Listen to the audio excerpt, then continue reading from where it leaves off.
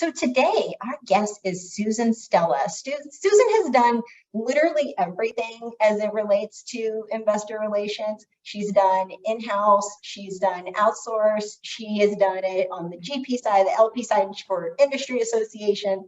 I think Susan might literally know all there is to know about investor relations. So I am so honored to have her with us today. Susan is the head of IR and ESG at Activate Capital. And so, Susan, thank you so much again for being with us today. Oh, thank you, Vanetta, so much for having me. It's great to virtually meet everyone. And that is the most kind and generous introduction I've ever received. The thing about investor relations is that, the market ebbs and flows and wars, happen and fires roar and pandemics happen, there's always it's like a telenovela every day, especially when you're part of your IR role is fundraising. So, which is one of the reasons I like my work so much, is that it really does vary. But I hope today what I have to say is relevant. So I really truly invite folks to jump in with questions and let me know, what is of interest to you as well. And, if you ask a question, if you could just give me a heads up of sort of who you're with so that I can try to be as relevant as possible. But thank you again for your time, and really excited to talk with all of you. Yeah, no, I'm just really, really excited to talk about this.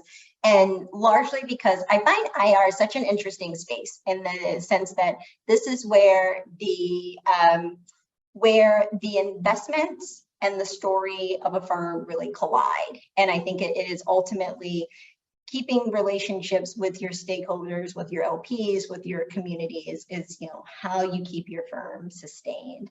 But the first question that I have for Susan is, in the context of IR, what all does that encompass? Because when I think about investor relations, I think some people might have the sense of, I'm keeping in touch with my LPs because I'm sending them reporting monthly, quarterly, annually. What is kind of the difference between some that say, Laura and Amanda and a fund administrator? What does IR encompass that includes and does not include that sort of communication? Yeah, I'll do my best to answer this, and it would depend on which IR professional you're speaking with and the type of firm they're with, right? So like a large PE shop with multiple strategies and, hundreds of LPs would clearly have perhaps a different structure and maybe more silos as well. And a smaller shop, you definitely wear many more hats as a head of IR. The other thing to consider is if you're in the market and you're fundraising, the hat is usually more about pitching and about the messaging and about working with your partners on the pipeline and the strategy around your closings. And when you're not in the market, it's about, all right, let's clean up, let's get, let's take care of our investors and service them and make sure that they have what they need and we continue cultivating the relationship with them.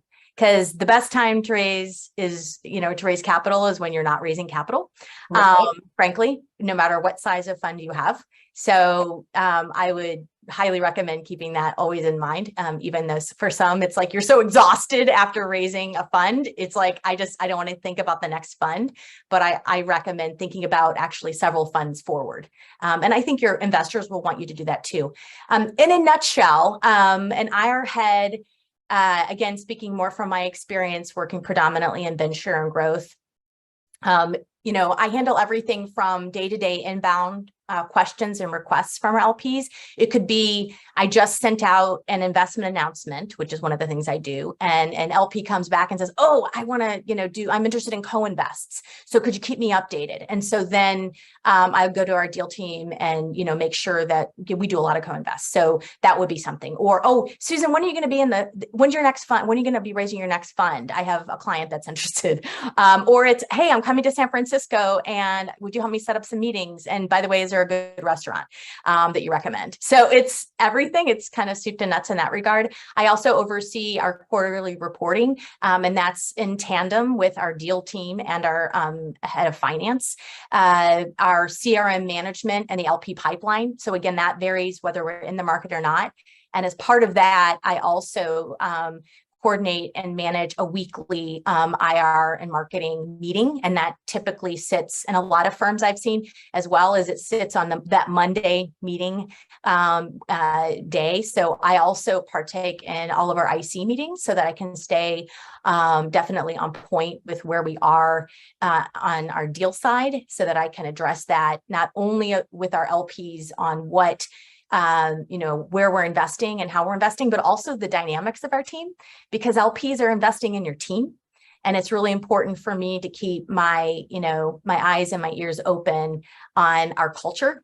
We're a growing team, and every person you add to your team adds a new dynamic, and LPs really want to understand the culture that you're building. And I think the head of IR should play a pretty integral role in that. And then also, just to add, depending on the firm, the head of IR may wear other hats as well. So in some firms, the head of IR is also the COO. In our firm, I am also head of Marcom as well as ESG. Something to consider as your firm grows and the kind of IR person you have. And sometimes for smaller firms, the partners want to play a much more integral role in in investor relations, because they're personal. They often, in a smaller fund, are personal relationships. So as you decide to find support for yourself, because you need to be focused on your deals, right? You may hire someone who will grow into the IR role, which, you got to start somewhere. So I see that as well. I would say regarding fund administration, as we probably all have experienced, compliance, cybersecurity, other regulatory requirements, which are changing this fall, both in the US and in Europe in particular. Fund admin, as well as other outsourced expertise, are in higher demand than ever.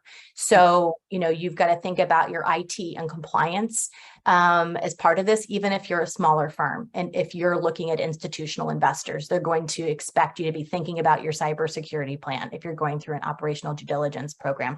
For an IR person, there's typically kind of a line in the sand. Sometimes it's a deep line, and sometimes it's a little blurred, where I'm more external facing. So working with the folks that are the CIO or the investment officers at a given institution, and they typically have a back office. So the fund admin and the CFO typically would manage that fund admin relationship. They deal with our back office and their back office talk, right? So their capital calls and all of that. So I'm not interfacing with the fund admin that much because I'm busy on the other end of it, the front facing. Something to consider if you're looking at outsourcing or hiring consultants or anyone on compliance, on fund admin, even placement agents, which I will probably get to. My suggestion is to always always get referrals from folks that are a similar size as you, because it's not one size fits all. And some of those fund admins are really robust, and there's far too many bells and whistles than you need. So it's important that you don't waste your time and that you don't end up getting a system in place that's far too large for what your needs are. I'm going to pause. That was a lot of information. So thank you. So in conclusion, IR people do basically everything. They are the keeper of the culture. They are also the hotel concierge. They are everything. But no, I think that's it. And you made many very great points there. And, particularly if this is the first fund, you already have folks who are trying to manage building a business while also doing deals. From your perspective, and what is your advice as to what should come first in all of these things? Because you need a fund admin, you need your IR folks, be they in-house or outsourced, you need your probably a placement agent. What are some things that folks can think about in terms of one foot in front of the other? Is there a cart before the horse? And Michael has asked a great question too, so I'm going to come back to his question right after this. Okay. So, first of all, if it's, less than a $25 million fund, chances are they're going to be ultra high net worth, friends and family. You might have some family offices. So you don't need to build out this huge system right away. And, a lot of it is going to be done by the partners, and that's how it is. But again, thinking about how can we best take care of our investors today, and who do we want? Who's a good fit for our strategy, our next strategy, and how much do we want to raise in the next fund? And I do really emphasize, especially if you want to grow and bring on more institutional investors, that you really think about that. Those are going to be the questions they ask. And then how big of a team do you need in order to have a fund that size? And so is it going to be someone who is a part-time head of IR or a part-time IR person? Or I would say with a placement agent, they're not going to work with firms that are raising, usually I'm tossing this number out as a general, there's always an exception, is under 200 million. Even some of the kind of one-person shop placement agents. But if you're raising more capital, and I would say also, some folks have a placement agent before they hire an IR person, and they manage that relationship, and that placement agent doesn't completely replace. Again, they're focused on fundraising, and sometimes they help with some strategy and deck work.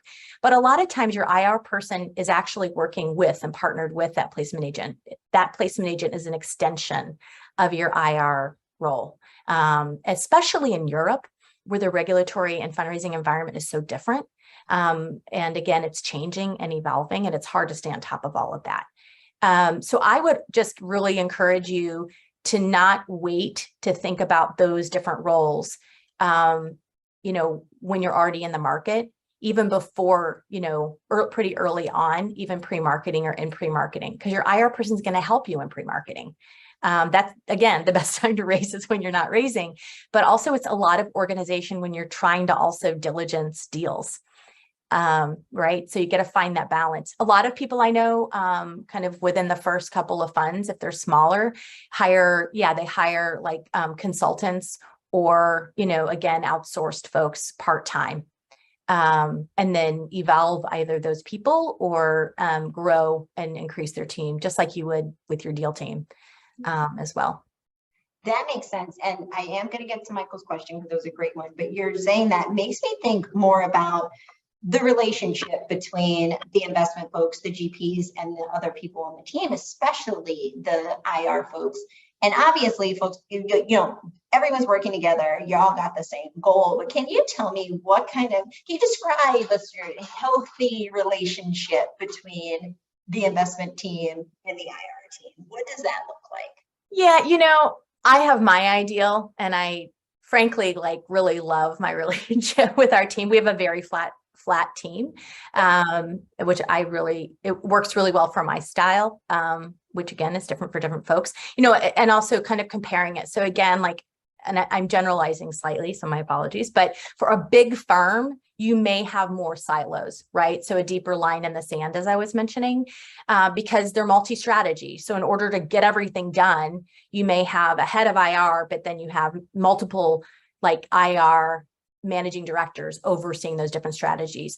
Or in the case of a fund of funds, where you have you don't have different deals, you have literally different funds. You may have 7 to 10 funds or more. You have a fund admin coordinator for each of those funds to deal with the back office. And in the front, you may have a head of IR and an associate who's a marketing and IR associate. And then you may build that out, have a little bit more of a built out team, because you're dealing with the multiple layers. So it's more complex. Because, the LPs that you're talking with, as I'm going down a little bit of a rabbit's hole here, but not on the fund to fund side, just in case of interest. But when you're talking to an LP and you're representing a fund of funds, they expect you to not only talk about the funds you've invested in, but the underlying portfolio drivers. So exactly. I would say when I was head of IR with some fund of funds, that was really complex. So when I think about the relationship now in a GP, especially a smaller team, I think it's really important and valuable for the head of IR to be as included as possible. Because you can, as I mentioned earlier, when you're talking to both your existings and your prospective investors, you can talk about the team dynamic. You can talk about how deals are done. And then you can also, the technology that you're investing in. and again, that's why it's nice to be seated. You have a seat at the table as many tables as possible internally, because you're so external facing. It gives you more color and context with those discussions. I love that. A seat at the table at as many tables as possible. And I am writing that down because I think it really does show ultimately the dynamism of this role. And I just kind of want to emphasize just how dynamic the communications with LPs and with any, frankly, external stakeholder is. I want to go to Michael's question. Yeah, I love questions. It's great. Given, and Michael, you can add more color to this if you like, but his question was, given that we have an ESG related deal in the works, I'd like to hear about Susan's role in ESG. Sure. So we are, to be clear, we not only integrate ESG from the very early stages of sourcing through post-investment, but we're also a climate fund. So it's even more relevant. And so I feel like the bar is even higher. Just as a little background, we invest in smart, sustainable systems that are across energy, mobility, and industrial tech markets. So it's not just software, it's not just AI, it's pretty broad. So when we're talking about ESG, we're using SASB, we're working, with all of the well-known reporting mechanisms out there, but we're also venture. So it's a little bit challenging because it's a bit of the Wild West out there.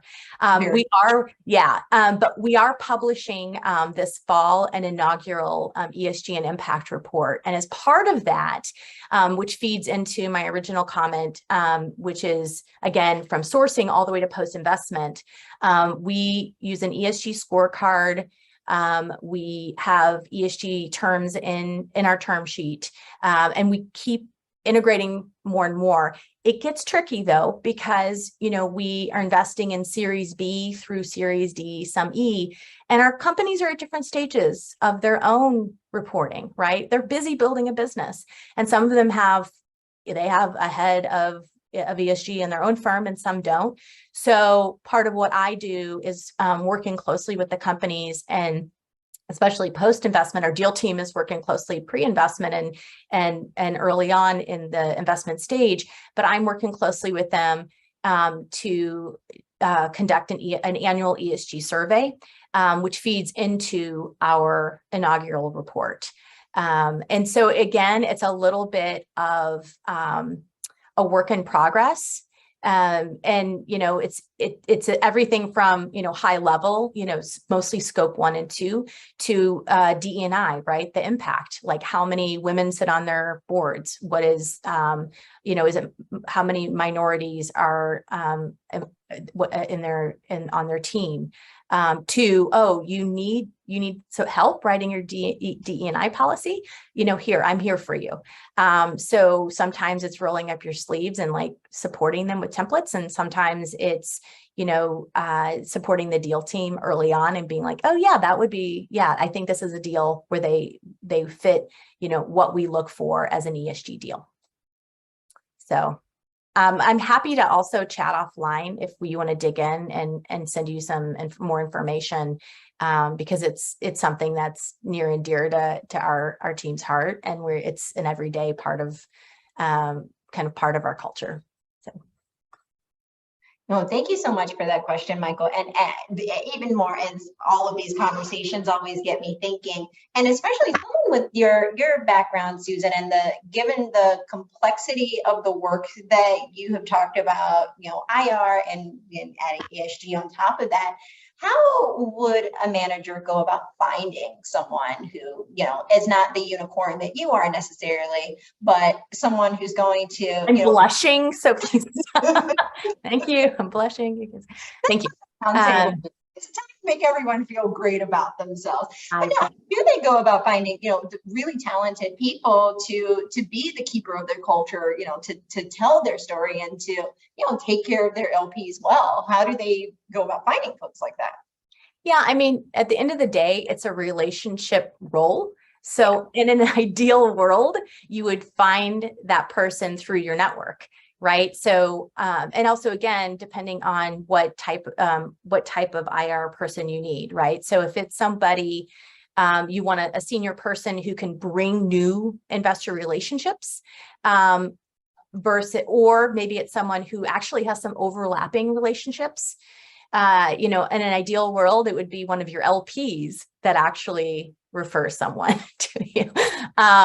So that, and it happens. The other is, you know, there are plenty of outstanding executive recruiters out there who focus on this. And I think some of the best ones are in touch when people aren't looking. I actually have a couple that are very good friends who've become very good friends of mine. And I talk to them. I'm not looking for a new role. I'm super happy.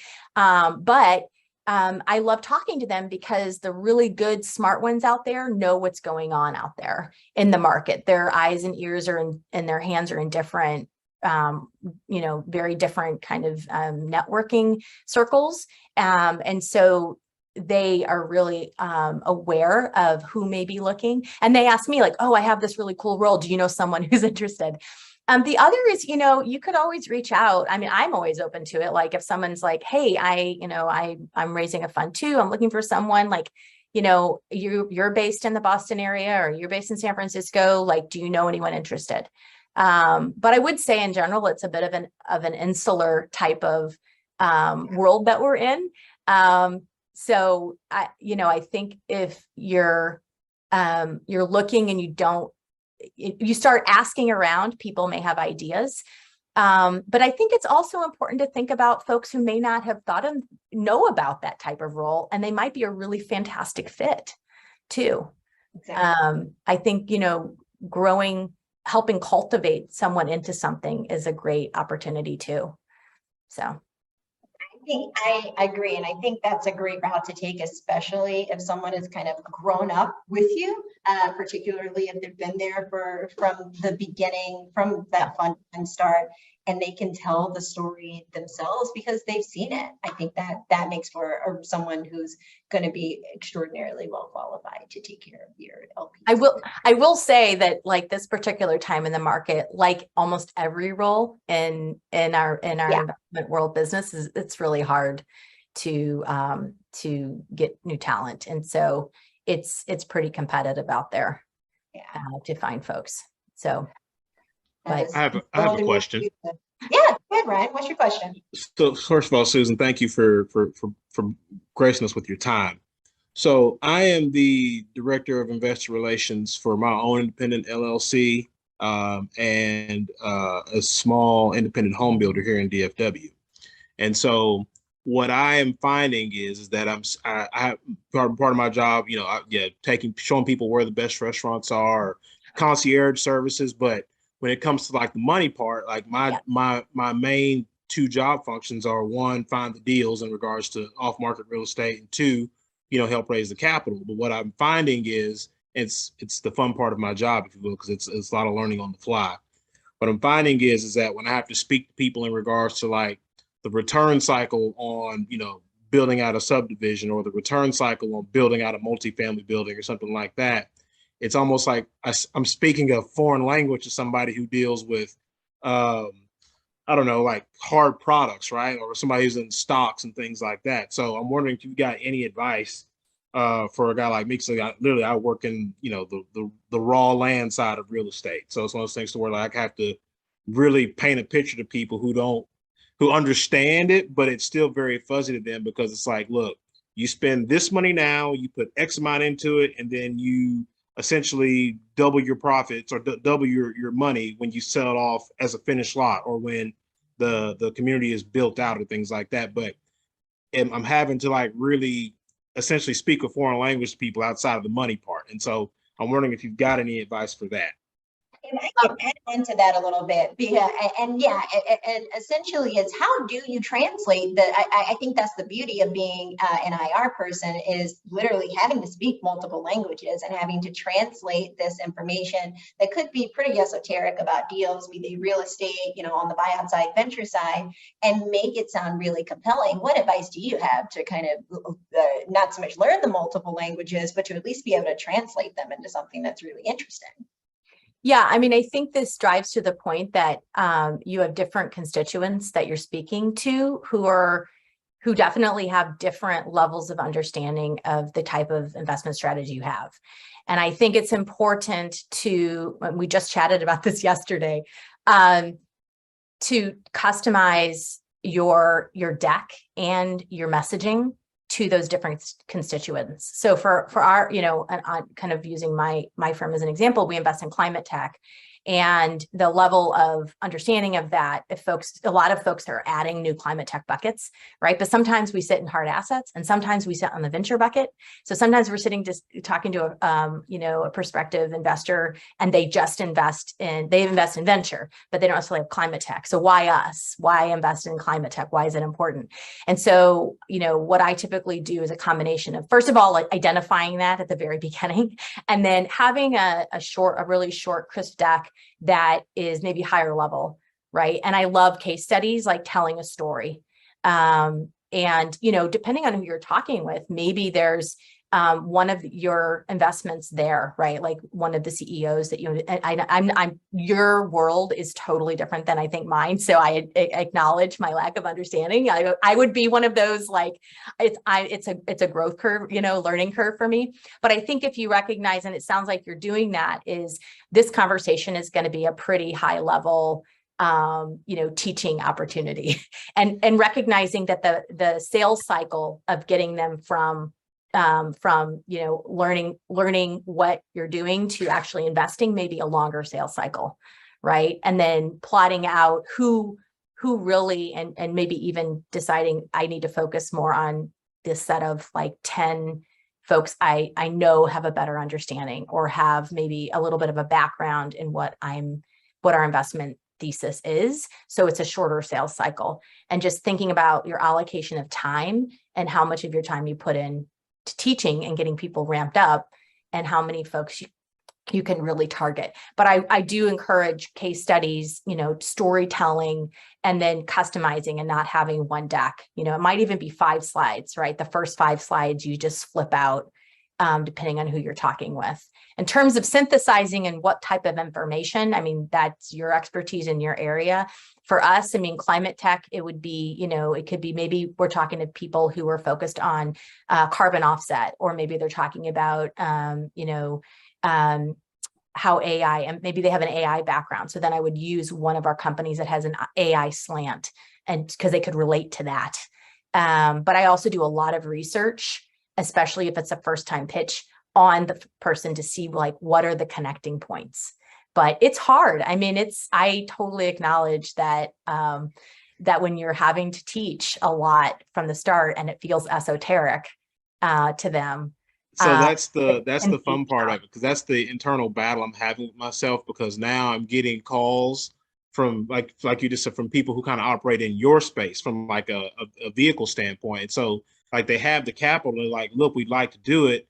And I'm trying to figure out, okay, at what point, because they understand money, right? Like they get that, but like obviously, building out a subdivision, or just building in general, or what we call land development, Sure. like it's in my brain, yeah, it's super simple. Like, hey, you buy the dirt, cut the roads, set up a utility, so on and so forth. Like this doesn't, like, it's not very difficult. But in their brain, like, so climate tech or apps and things like that, like they can't wrap their brains around it. And so like I remember one day I had to like really boil it down. I was like, look, you drive by the freeway or drive down the freeway, you see a big patch of dirt and you see a bunch of bulldozers and people like cutting roads. I was like, that's land development. And they're like, oh. And it's like, wow, like at what level like do I really start to like really try to teach? Because ultimately, like they have the capital and my job is to help raise the money, right? Right. So it's like I have to engage at some point or some form or fashion. And like you said, it's okay, what resonates with them to where they can actually understand it and the light goes off, and then they're like more comfortable putting their money on the table.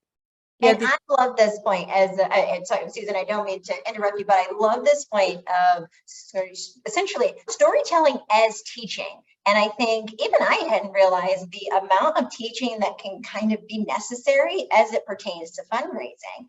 And I know I have said on this roundtable, and because it's recorded, I'm sure people can pick it up, that at the end of the day, all kind of investment managers do the same thing. Sure, you do it in your own bucket, but you're all doing the same thing, and finding ways to differentiate yourself is going to be really important. But I think part of that is actually, how do you teach an LP how to see you and how to see what you're doing? And it's not even so much of like, are you worthy of getting my capital, but it's, were you able to teach me what you do? So enough for me to feel secure and safe giving you that money. And telling people a story is ultimately going to be the best way to do that. If you can, like Ryan said, Ryan created a whole setting for these folks. And I was talking to another client literally yesterday who now has kind of like a character avatar in their head, is like, this is kind of like the end goal for like of the investments that I make. This is the character who's impacted by that. And I think that was helpful even for her to have that level of clarity. But I just wanted to make that comment that even I hadn't thought about the level of teaching that goes into the fundraising space. But go ahead, Susan. No, I was going to add just two other things. One is you reminded me of this idea, Ryan. Something that we've done is incorporating a video into your deck. Right. Mm-hmm. You're painting a picture for me, but you can actually do the video. So we've done a few videos of again, some technology that is really hard to describe. And then, an interview with the CEO who's describing it, having a video, right?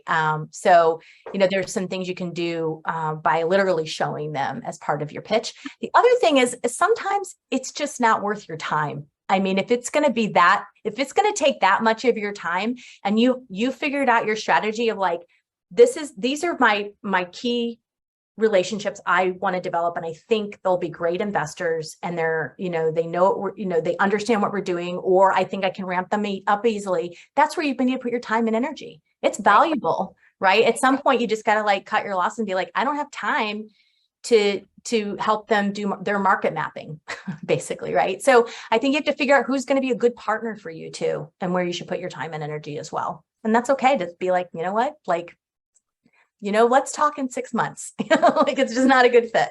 I do that. I do when I just present something to somebody, like, okay, well, give us 6 months to evaluate it. And given what's going on in the land market here in Texas, I just stop the conversation, say, you don't have that kind of time, and we'll just talk at a later date. And they're like, what do you mean? It's like, sir, I'm about to start a project next to Facebook's data center. I don't have 6 months for you to evaluate every single thing. Like, this is one of those things to where people need somewhere to work because they're working at a Facebook data center. Like, you either want to take advantage of it or you don't. No, and this is making me think of something that is kind of fundamental, but then also not very obvious at all, Susan. So how should, especially folks raising a first fund, think about, or should I say, how should managers think about the kind of LP base they want to target? And obviously that's probably going to change as the funds, fund 1 to fund 2, but how should an LP base evolve over time too? But where should they think about starting, given all of these issues with story and needing to teach? How should managers go about thinking about that? Yeah, I mean, I think first of all, figure out how much money can you put to work, and how many great deals do you have in your pipeline? Because the irony is, it's actually a lot easier to raise $1 billion fund than like a $750 million fund, or a $50 million fund versus it's funny because sometimes the buckets are so big out of some of these institutionals that they have $100 million, right? But it's right. Like, I don't want to have, I need a $200 million fund, and I don't want only 2 LPs, right? Like, you have to think about like the matrix, right? It's Tetris a little bit in terms of like, how many LPs do I want? How much money can I put to work successfully and make everybody, a lot of money? Is this strategy one that I want to grow? So, where should we start today? And what are we going to look out ahead? With that. But I think it's really important to figure out that dollar amount based on, what you can do with it, and not just on, oh, I know 3 huge ticket LPs. Yeah, I'm just going to raise it, because that's not going to be a good long-term strategy. And the other is, once you figure out how much you want to raise, like really understand that, the types of investors you approach, you don't want to waste your time or theirs. So if you're raising 25 million or less, like, that is your friends and family, it's ultra high net worth, it's family offices, there might be an endowment or foundation. But then as you increase, then that the opportunities of different types of investors also increases, but it's not always like good for your investment strategy as well. So I think that's important, to just right size your outbound effort to the size of the fund that you want to raise. And really, you're the expert in deciding on what that's going to be. Exactly. Yeah. No. I don't know if that fully answered your question. Yeah, no, I think so. I think it does. And it also makes me think about, and that is also another question that I find a lot of first-time fund managers asking themselves as well, actually, how much should my first fund be? Yeah, so there's that, obviously there's the strategy. I always say fund size is a determinant of strategy, but I'm also not an idiot and realize people also need to run the company, and management fees are generally a way that is done. But I think having that conversation about, but no, really, how much are we planning to deploy? How much money do these companies need? You do, putting that level of thought in it does help you avoid having too much money. And I think maybe certain emerging managers don't necessarily realize that can in fact be a problem. And while it sounds like a good one, it's in fact not. Yeah, and that's actually a fantastic point, Vanetta. I mean, it's a great problem to have, right? Like, too much capital, but and it's not one I hear a lot of. I think the other is just acknowledging, in terms of fundraising, when you're looking at the amount you want to raise. I mean, thinking about like the number you put on your private placement memorandum, your PPM, right? You want to ideally be oversubscribed, right? And you also have to acknowledge, and again, I'm speaking somewhat in general terms, and many of you may already know this, but when you're raising your first fund, it's really, and your second fund, pretty much, it's based on the track record of the partners. Exactly. And so you want to get the story right. You want to make sure that you've got everybody's aligned and they're really investing in you and the history that you're bringing to the table and the dynamics that you and your partners have. Fund 3, and I'm just kind of walking through, like, is going to be larger usually. And what you should really ideally have is from Fund 2, a base of LPs. Because a lot of times Fund 1, if it's 25 million, they're going to be a different mix of people. Or if it's even a $200 million fund, it could be a different mix. That Fund 2, you want most of those investors to come back into Fund 3. It's a fantastic signal to any new LPs that you have that, yeah, we're in it to win it. And I know they bought in at Fund 2, which is a huge, stamp of approval. Right. And then if they come into Fund 3, so Fund 3 is, I think, in some circles known as being maybe the hardest fund to raise, because they're looking at track record, but they're looking at Fund 1. Exactly. And, do you have realizations? Do you have, how's your team grown? How have you handled that? And then they start looking at, the LPs look at each other, right? Who else is around the table? You've hopefully had a few AGMs, which is I don't know if I mentioned this, that's the other thing the head of IR is usually in charge of, is the annual general meeting, which is, especially out of COVID, this year in particular, is really important. It's the first time a lot of people are meeting their investors. And I will say that, as we all have determined, one of the upsides to us getting comfortable with remote is, I think for a lot of people, this next fundraising cycle, it's going to be hybrid, which is going to hopefully make your fundraising process a lot more efficient. And I think the LPs I chat with, are really comfortable doing a lot virtually. They like the ease of it, and it's a very pragmatic way to manage your fundraise. But it also means that when you meet in person, it's really important, and you got to take full advantage of it. So. Exactly. But I think it's important also because you want them to come back to that next fund. So think about who do you want to have a long-term relationship with? It is a partnership. Yeah. I love that. I love that. And and you're making me think about the annual meetings that I attended where the IR person was in fact always the star because they were the ones who, and I know this is being recorded, but they were the ones with like the personality. Like, of course you want to talk to the investment people because you're like, okay, so what actually happened? But then you're like, actually, then I would much rather have a drink with the IR person because they're the ones with the personalities. I don't know. I think I'm very lucky. I hear what you're saying, but I feel very lucky because, you know, I think if the IR person's really integrated into the team, then everybody feels really supported and also, you know, bringing their dynamism and bringing their, you know, their investment chops, like how they can talk to. So actually a tip I highly recommend so that the rest of the team can feel supported in that networking opportunity, especially because like, I don't know about y'all, I'm an extreme extrovert, but even extreme extroverts are having like, we're easing into this post-COVID world of like in-person stuff.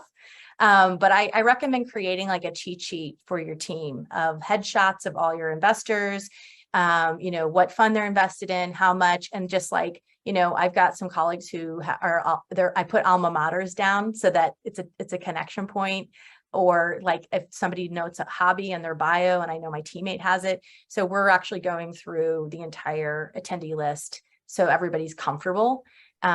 Because we know all of them through Zoom, but in person, you're sitting down and, you know, breaking bread. And so we want everyone to feel that support. So I create like an AGM cheat sheet, attendee cheat sheet for them. That's so smart. That is such a great idea. That is such a great idea to be able to make it. So another theme I think is ease. How do you make this it's easy for your LPs to make a decision to invest in you, but then how do you make it easy for the GPs to maintain that partnership too? That's wonderful. I love that. What other questions do we have? We have what, 15 minutes left here. What other questions do we have? If no one in the audience has questions, of course I can keep talking, but I'd rather not. So I mean, we're all in the business of raising money. I mean, does anybody have this extra capital that they just want to just dump on somebody right now? Which I think is a great way of asking. Susan, what's your take on the fundraising environment these days? What are things looking like? Which I was actually just having a conversation with one of the Gilco team members about, you know, given everything going on with inflation, with rising interest rates, and, you know, what in the world should GPs be expecting as they're going out?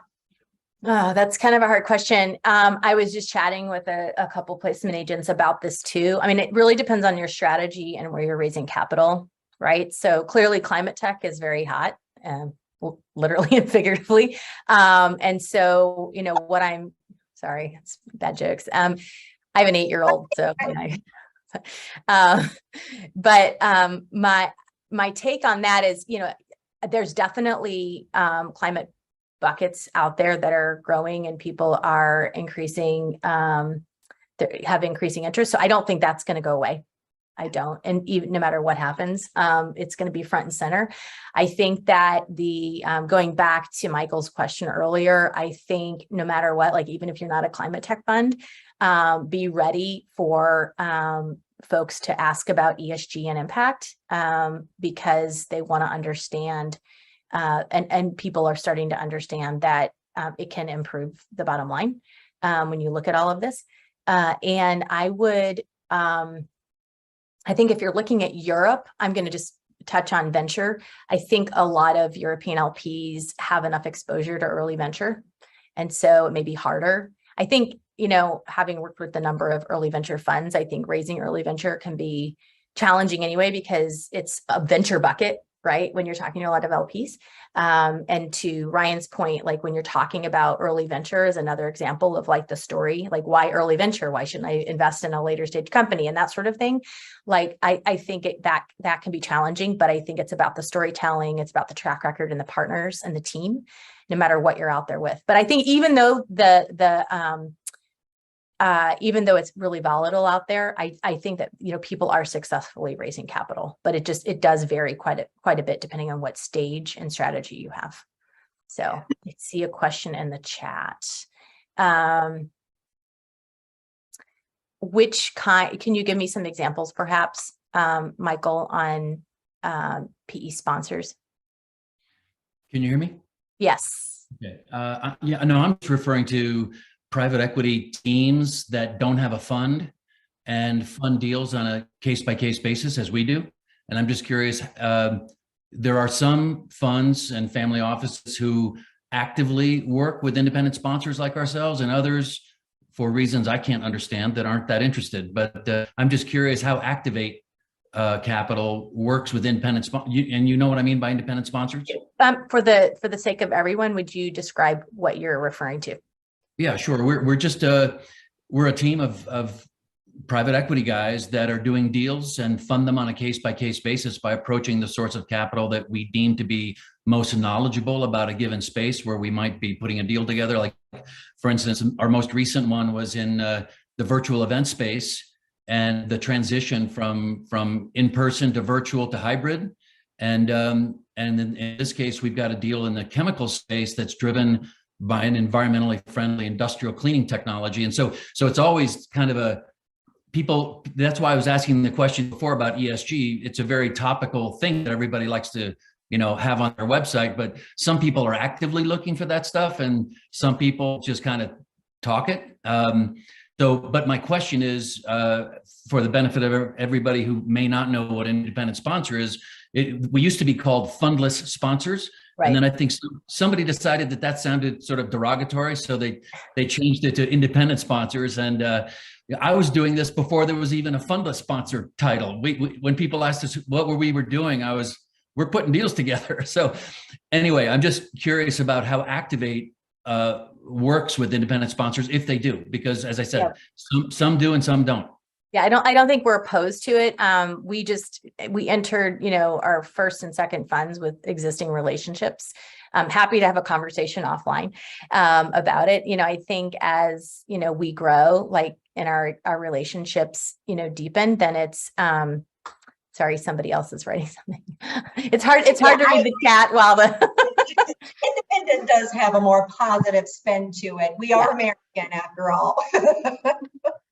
Yeah, I think we have more traditional institutional investors, and that's just it's more reflective of the background of each of us on our team, because we've all been in our various space for a couple of decades. So for us, it hasn't really come up, but it's not necessarily because it's derogatory. But I'm familiar with it, but I don't know everyone's background on the call, but I appreciate the question. Laura, what is your question for us? Susan, great to meet you. Great communicator. You look familiar. I don't know if we've met, but you look probably. I'm on all of Vanetta's roundtables. Okay, I'm going to lower my hand. So SS&C, we're a large fund admin. I work with a lot of emerging established managers, but just as we look to support our emerging managers who are launching for the first time and they're considering, should I get a placement agent? Should I, get some outside help, or, struggle to raise every dollar themselves? There's kind of an inflection point, right, where you're pounding the pavement and then you need some outside help. Would be curious your thoughts on, trying to do it all yourself or enlisting some third party, because obviously you're giving away some economics there. Yeah, I mean, it's a great question. One thing you have to consider is who your investors are. So, and for me, like as head of IR, I always think like, what do they need? And are we doing enough for them? Right. So one of them is, I know one in particular who's like, Susan, you should be coming and sitting down with me and giving an update. Why is the managing partner who's doing deals doing that? Right. Is that the best use of his time? You're perfectly capable of doing that. Right. So at what point does that happen? Right. Like where your investors, like you have enough investors that it's like, it's the partners can't do what they're really do. That's their expertise, right? Making fantastic investments that's money back to our investors. So it's that inflection point of where your investors start expecting to have, less contact and more trust in other people. And also, are the partners ready to relinquish some control of those investor relationships. I mean, there's that dynamic too of like, oh, I mean, I brought them in, it's a personal relationship. They were in this deal and like, you know, I know they know me, but it's like at some point, like you can't manage 25 relationships, right? Like you can't do it. And so they have to have that kind of like, you know, expectation or understanding of themselves. And the other is, you know, in terms of placement agents, they just may not, you could have a dialogue with placement agents and be like, oh, I really want to work with them, but we just aren't big enough, right? Like the economics just don't work. So it just doesn't make any sense. In terms of bringing on a fund admin, you would probably be able to answer that Sure. better than me of when someone should consider that and taking that outsourced. Yeah. And it did in, what was that, April. April. But yeah, focusing on the IR topic, and maybe this is a question offline, would love to get maybe your recommendation of some, you know, placement agents that you like, even on the emerging side. And so maybe I'll shoot you an email, just have a number of clients kind of in the market. And, you know, it's like you have to be of a certain size, but you need to be able to get that first fund into. So there's a little bit of a chicken and the egg scenario. Oh, absolutely. No, I'm absolutely happy. I have great recommendations for both sort of one person shops that are a bit smaller, folks that are focused on family office versus public pensions, folks geographically, right? So you've got Europe, you've got US, Asia, like a lot of considerations there. And again, I know people have limited time. So you don't want to be going after like a huge placement agent when it's just completely not relevant for you. Yeah. So yeah, feel free to reach out. My LinkedIn is updated and we can chat offline. And that actually is a wonderful place for us to conclude. Okay, and for me to mention that the next Emerging Manager Roundtable will be back to our first Wednesday of the month, since last week was from Labor Day. Next one will be on Wednesday, October 5th, and we will have a placement agent to help us suss some of these things out. Look at that. Look at that. It's like you guys read my mind and you knew exactly where this conversation was going. So unfortunately, we won't have time for networking. And part of me thought that might happen, but this was such a great conversation. And it was so, informative sounds like such a watered down word, but this was so helpful, immensely helpful for me. And I hope it was especially helpful for the managers who are all to really see the, not just the dynamism of the IR role, but again, to emphasize the importance of taking care of your LPs and the stages that goes through from, you know, even before you start your first fund all the way up through the time that in which you are no longer an emerging manager because you have emerged. But I want to thank Susan so much again for being here with us, for both gracing us with her presence and her time, and all of this wisdom, because this was just such a phenomenal and dynamic conversation. Thank you again, Susan. Oh, my pleasure. Absolute pleasure. Thank you.